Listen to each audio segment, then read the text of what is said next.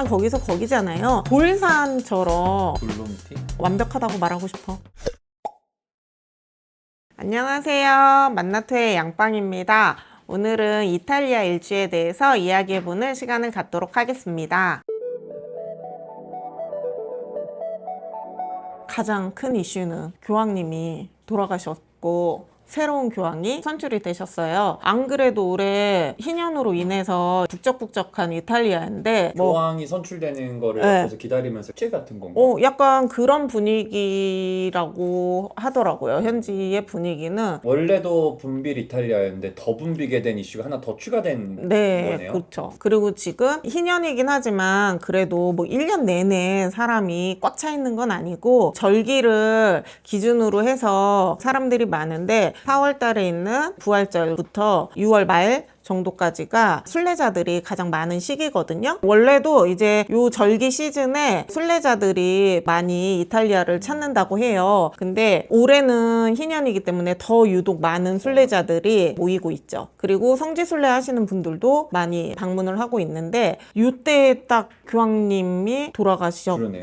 교황님 돌아가셨을 때부터 새로운 교황 선출되는 시기까지 시스티나 성당이 입장이 불가한데 새롭게 선출되시고 다시 이제 연다고는 하지만 아직 공지가 나오지는 않은 상태예요. 사실 이탈리아는 희년이라고는 해도 관광객이 원래도 많은 나라고 유독 조금 더 붐비는 시기가 4월부터 6월까지예요. 6월 말에 이제 그래도 조금 순례 시기가 조금 지나거든요. 그러고 나면 12월 성탄절 시즌이 되면은 다시 또 사람들이 좀 붐비기는 하는데 7월부터 12월 전까지는 이제 평년이랑 아마 비슷할 것으로 예상이 되고 있어요. 그래서 이탈리아 여행을 계획하고 계시다면 올해 하반기를 생각하시면은 괜찮으실 것 같고 우리 올해 큰 명절 있잖아요. 10월에 명절이 워낙 길다 보니까 금액대가 많이 높아졌어요. 이게 한국만 올라간 거라고 봐야 되나요, 그러면? 사실 이게 한국 사람들이 가는 곳들, 가는 호텔들이 다 거기서 거기잖아요.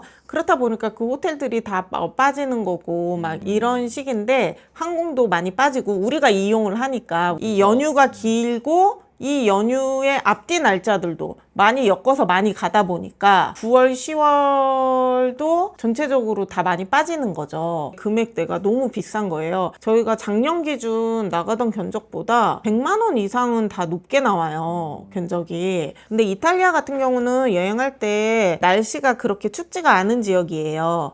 그렇다 보니까 11월, 12월, 1월 겨울에 여행하기 괜찮으니까 또 이탈리아는 겨울에 안 추운 대신에 여름에는 사실 너무 폭염이거든요. 한여름에는 한 40도를 넘나들다 보니까 저희도 웬만하면 여름에는 관광을 피하라고 말씀을 드리지만 그때 가실 수밖에 없으신 분들은 기력이 떨어지지 않게 할 만한 것들을 잘 챙겨 가시라고 말씀을 드리고 있습니다. 이탈리아 일주는 보통 가장 많이 문의하시는 일정이 8박 10일 아니면은 좀 길게 가시는 분들은 2주 정도 12박 14일 요 정도 일정을 가장 많이 문의를 주고 계세요. 나 처음 간다 그냥 노멀하게 가겠다 하시는 분들은 로마, 피렌체, 베네치아, 뭐 밀라노 이런 식으로 짜드리면서 그 안에서 남부 투어라던가 바티칸 투어, 콜로세움 우피치, 두오모 성당 이런 입장권들과 투어들을 넣어드리고 베네치아에서 야경 투어들을 넣어드리고 무라노 섬이라던가 인근의 섬을 투어하실 수 있는 방법들을 안내를 해드려요. 밀라노 같은 경우는 자유일정을 하실 수 있도록 안내를 해드리고 있습니다. 이게 가장 기본 일정이에요. 8박 10일은 잡으셔야 그래도 약간은 여유 있게 다니실 수 있고 더 길게 하시면 더 여유 있게 다니실 수는 있죠. 가장 동선이 좋은 거는 왕복을 직항으로 했었을 때 로마인 밀라노 아웃 아니면 밀라노인 로마 아웃이에요. 왕복을 직항으로는 대한항공밖에 없어요. 이탈리아에 들어가는 비행기가 대한항공, 아시아나, TA 이렇게 직항이 있는데 아시아나나 TA 항공은 로마만 왕복이거든요. 도시 아웃을 잘 설정하려면 대한항공이 베스트 맞아요. 초이스밖에 네. 없군요. 그래서 저희가 대한항공 기준으로 일찍 예약하시고 큰 이슈가 없는 날짜일 때 평수기 기준으로 400 중반 전후가 나와요. 네. 투어들, 입장권들, 뭐 공항 왕복 픽업들 대부분의 것들이 다 들어가 있어서 저희 이탈리아 일정은 진짜 나는 완벽하다고 말하고 싶어. 나라도 내가 하겠다. 네. 근데 이거 남부를 안 가네요?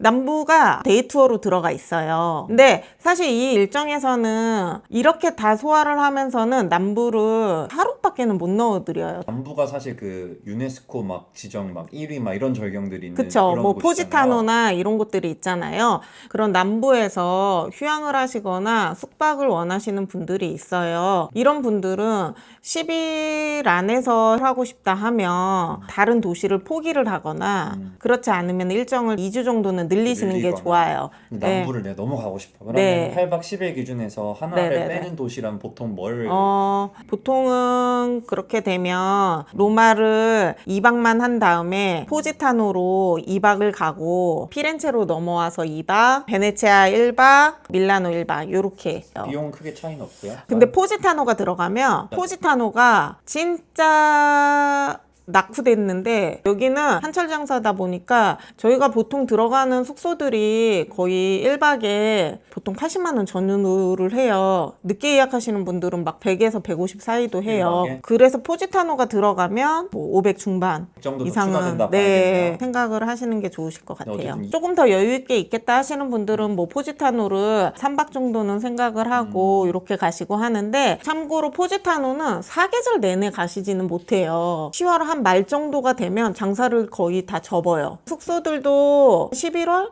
요쯤만 돼도 거의 장사를 다 접어서 호텔이나 이런 데들도 거의 운영을 안 하고 식당들도 거의 운영을 안 하는 곳들이 많아요. 3월 정도까지. 그래서 겨울에 이때는 숙박을 못 하신다고 어렵네요. 생각을 하시고 남부에서 그래도 숙박을 하고 싶었다 하시는 분들은 이 소렌토나 요런 데에서 숙박을 계획을 하시고 포지타노를 하루 데이로 다녀오시는 일정으로 그렇게 계획을 뷰만 이렇게 보고 오는 이런 그쵸 식이군요. 그쵸 네. 이탈리아를 길게 잡으시는 분들 중 돌로미티 투어를 계획하신 분들이 있어요. 돌로미티는 뭐예요? 우리가 스위스에서 체르마트나 융프라우가 있다면 이탈리아는 돌로미티가 있어요. 이 돌로미티 이 산맥을 트레킹을 하는 건데 이 돌로미티 안에 운영하는 케이블카만 몇백 개가 있어요. 약간 돌산처럼 돌로미티? 그런가? 그래서 케이블카 탑승을 많이 하시면서 관광을 하시는데 돌로미티의 케이블카가 오픈되는 시점이 보통 5월 달부터 한 10월 정도까지거든요. 5월쯤에 가도 아직 되게 추워요. 우리가 스위스의 융프라우 가도 계속 춥잖아요. 그러니까 얘도 똑같다고 보면 되거든요. 근데 이제 이탈리아 일주를 하면서 나 그냥 돌로미티 맛보기라도 보고 싶다 하시는 분들은 베네치아에서 다녀올 수 있는 하루 데이 투어가 있어요. 티나 담베초 쪽으로 들어가는데 차량으로 한 2시간 반? 에서 3시간 정도면 가요. 그래서 이렇게 데이 투어로 다녀올 수 있는데 돌로미티를 제대로 보고 싶다 하시면은 최소 돌로미티 지역에서만 한 4박은 해야 하거든요. 그래요? 뭘 그렇게 봐요? 유명한 지역이 오르티세이, 코르티나 담베초 요 두 지역에서는 꼭 저희가 숙박을 넣어드려요. 근데 돌로미티 일정을 할 때에는 무조건 렌트가 있어야 돼요. 차량 렌트를 계획하지 않으신 분들은 그냥 하루 데이 투어가 있어요. 왜냐하면 이탈리아가 열차가 참 잘 되어 있는 지역인데 이 돌로미티 지역은 교통이 잘 그렇게 좋지는 않아요. 그래서 자차가 있어야 여행을 하시기에 편한 지역이라 렌트카로 여행을 계획하시는 게 좋고 그럼에도 불구하고 가는 매력은 뭐예요? 조금 트레킹을 이탈리안 좋아하시고 산 좋아하시는 분들은 해외 여행지 버킷리스트에 돌로미티가 꼭 들어가 있어요. 저희가 올해도 돌로미티 예약을 많이 받았거든요. 매일매일 그 트레킹을 일정에 들어가 있고, 그리고 돌로미티가 이제 비가 올 때도 많고 날씨가 안 좋으면 안개가 많이 끼고 하면은 올라가도 잘 못 보니까 그거를 감안을 해서 3박씩은 계획을 하세요. 근데 이 돌로미티 지역이 그렇게 방이 많은 지역이 아니에요. 산장 같은 숙소들이 많이 있지만 찾는 수요에 비해 숙소가 많지는 공급이 않아서 부족하구나. 아무리 못해도 최소 8개월, 10개월 전에는 예약을 하셔야 돼요. 일정은요? 2주 이상은 진짜 잡아야 돼요. 돌로미티 일정은. 돌로미티 일정을 하시는 분들은 밀라노로 먼저 들어가서 돌로미티 일정을 먼저 돌고 그 다음에 베네치아로 빠져서 로마까지 내려오는 일정으로 마무리를 많이 하시고요. 그러면 돌로미티 같은 경우 이렇게 해서 일정을 가시면은 보통 이건 예산이 어느 정도 나요? 올해 나간 견적들이 뭐 렌터카도 다 들어가 있고 숙소들과 이탈리아 일정들도 기본 일정들은 다 들어가 있고 거의 다 2주 이상의 일정이었거든요. 다 600 중반 이상으로 다 나왔었어요. 이탈리아 일정을 계획하실 때 색다른 일정 계획하시는 분들 중에 하나는 토스카나 이탈리아의 중부지방이거든요. 이탈리아 중부지방이 이제 와인으로 유명한데 와인 농가들이 많이 있어요. 그래서 이 농가들이 숙박과 이제 와인 시음 이런 거를 같이 묶어서 이거를 아그리투리스모라고 하는데 이런 일정들 계획하시는 분들도 많이 문의를 주세요. 1박은 조금 아쉽고 2박 정도? 요것도 조금 렌트카 를 이용하시는 게 좋아요. 왜냐하면 발도르차 평원이라던가 이런 데들은 다 드라이브 코스로 유명한 곳이라서 차를 가지고 드라이브 하시면서 다니셔야 여행하시는 그 묘미가 있을 것 같아요. 보통 서유럽 여행을 계획할 때 가장 큰 비중이 이탈리아거든요. 열흘 정도밖에 여행 일정이 없다. 근데 난 자유여행을 가고 싶다 하셨을 때는 처음으로 추천하는 지역이 이탈리아예요. 이탈리아를 먼저 끝내고 다른 지역을 계획을 하시라고 많이 말씀을 드리고 있어요. 열흘 정도를 계획을 하셨었을 때 로마부터 피렌체, 베네치아, 밀라노 요 일정을 저희가 풍성하게 만들어 드리고 있습니다. 많이 가시는 뭐 바티칸이라던가 콜로세움, 우피치 미술관, 두오모 성당, 베네치아에서 야경을 관광하신다던가 브라노, 무라노 섬도 자유시간에 다녀오실 수 있고 또 돌로미티 일정을 원하신다면 하루 데이 투어로도 다녀오실 수 있는 일정, 또 밀라노에서 충분한 자유시간을 가지시고 쇼핑까지 하실 수 있는 일정이 저희 이 반자유 일정에서는 모두 가능합니다. 어찌 보면 패키지보다도 더 풍성하게 여행을 하실 수 있는 일정이에요.